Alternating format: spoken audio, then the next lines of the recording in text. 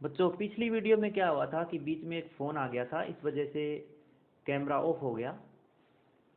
तो इसलिए वो जो बाकी बचा है प्रूफ वो मैं इसमें करता हूँ इस वीडियो में।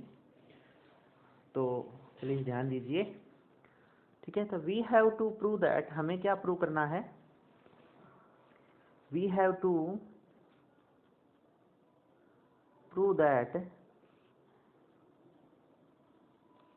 S0 is open set in X। 0 is, तो मान लेते हैं कि इफ S0 इज 5, दिस 5 का मतलब एम्प्टी सेट।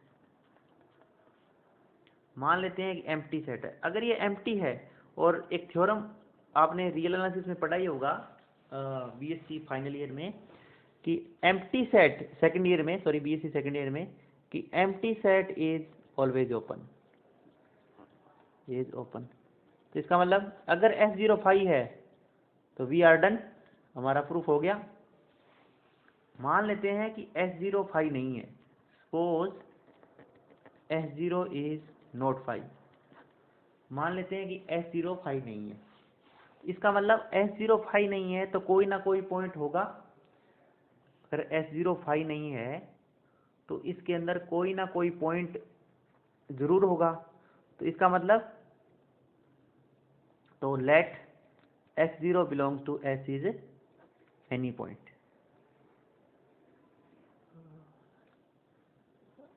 सपोज इसका मतलब X0 बिलोंग्स टू X0।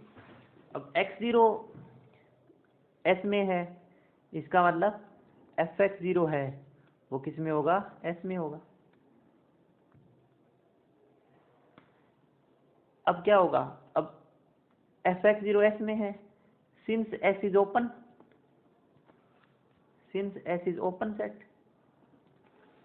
हम मान के लेके चले हैं कि S ओपन है। देखो, let S is an open set in Y, हम मान के चले हैं कि S एक ओपन सेट है। ठीक है, तो अगर S0 5 हो जाता है तो एम्प्टी सेट है।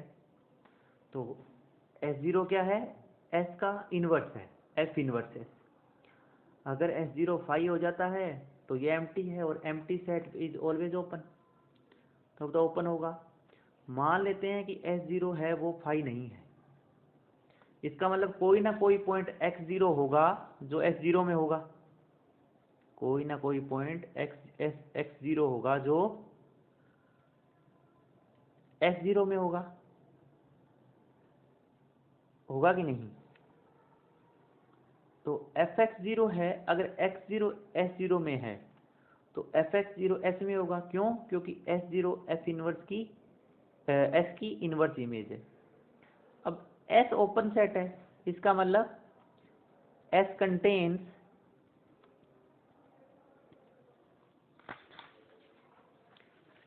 S contains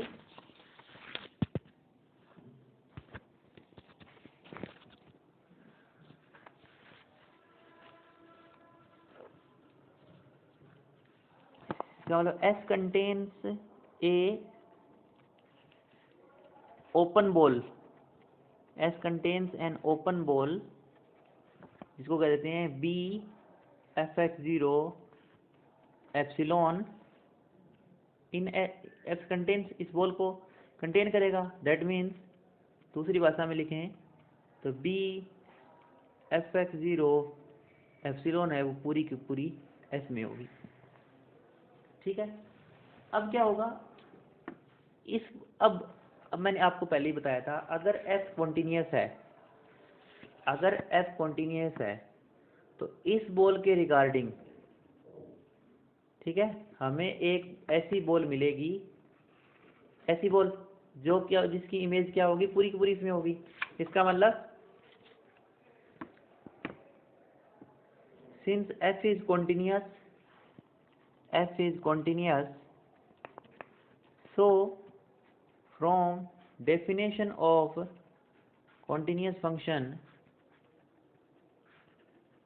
function there exists an open ball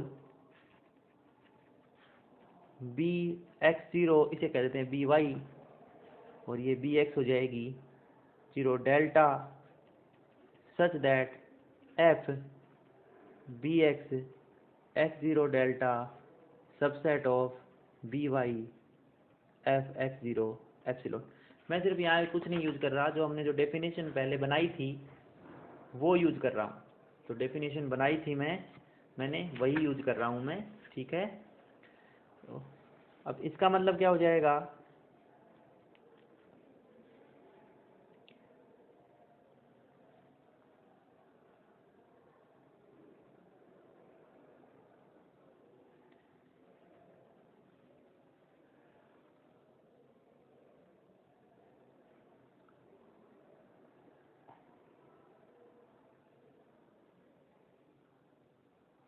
ठीक है। इसका मतलब ये हो जाएगा bx x0 delta is a subset of S0. That means S0 is contains an open ball.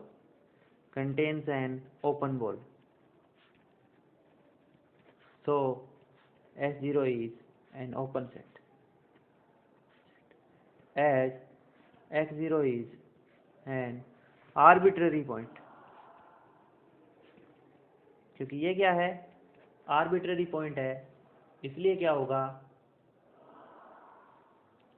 होगा, अब आर्बिट्ररी पॉइंट है, इसका मतलब S0 है वो ओपन सेट हो जाएगा। मतलब हर एक पॉइंट x0 के लिए ये एक ऐसी बॉल रखेगा जो पूरी की पूरी S0 में है। इसका मतलब ये है वो क्या है, ओपन सेट हो जाएगा, ठीक है। अब हम इसका करते हैं रिवर्स वाला पोर्शन। इधर साइड वाला पोर्शन क्या कहता है, assume that inverse image of every open set. अब मान लेते हैं assume that inverse image of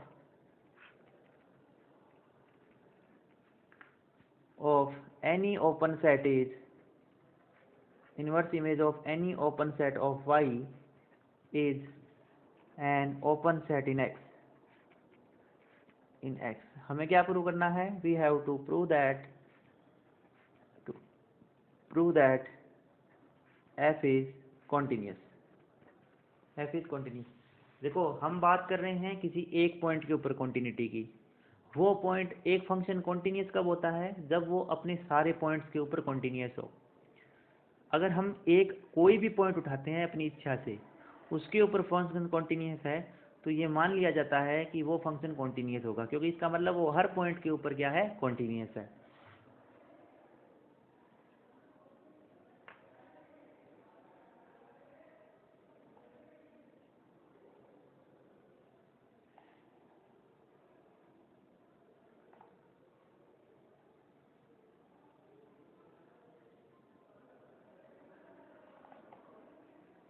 ठीक है, तो मान लेते हैं कि let x0 belongs to x be any point. अब हम ये प्रूव करेंगे कि फंक्शन f जो है वो कॉन्टिन्यूस है x0 के ऊपर। अब मान लेते हैं कि let bx by fx0 epsilon is an open ball. ठीक है, दिस इंप्लाइज f इनवर्स, अब ये ओपन बॉल है। अब कंडीशन क्या है कि inverse image of N open set, अब ये ओपन बॉल क्या होती है, ओपन सेट होता है। इसका मतलब ये क्या हो जाएगा, कंडीशन क्या करिए कि inverse image of open set is open. इसका मतलब सो f inverse by fx0 epsilon is an open set. इसका मतलब ओपन सेट है, इसका मतलब कोई ना कोई ओपन बॉल इसमें होगी। इसका मतलब there exist an open ball B x0 epsilon x0 delta such that x0 belongs to bx x delta contained in f inverse by fx0 epsilon. इसका मतलब ये हो गया कि bx x0 डेल्टा पूरी की पूरी कंटेंट होंगी B Y F X zero epsilon. अब इस एफ को हम इधर ले जाते हैं तो F B X X zero delta subset of B Y zero epsilon, ये चीज़ आ गई। जब हम डेफिनेशन देखते हैं एक कॉन्टिन्यूस फंक्शन की, तो ये फंक्शन कॉन्टिन्यूस कब होता है, जब F B X X zero delta is a subset of B Y. यही कंडीशन हमारे पास, ये वाली यही कंडीशन आ गई। दैट मीन्स इसका मतलब F is continuous, continuous x zero.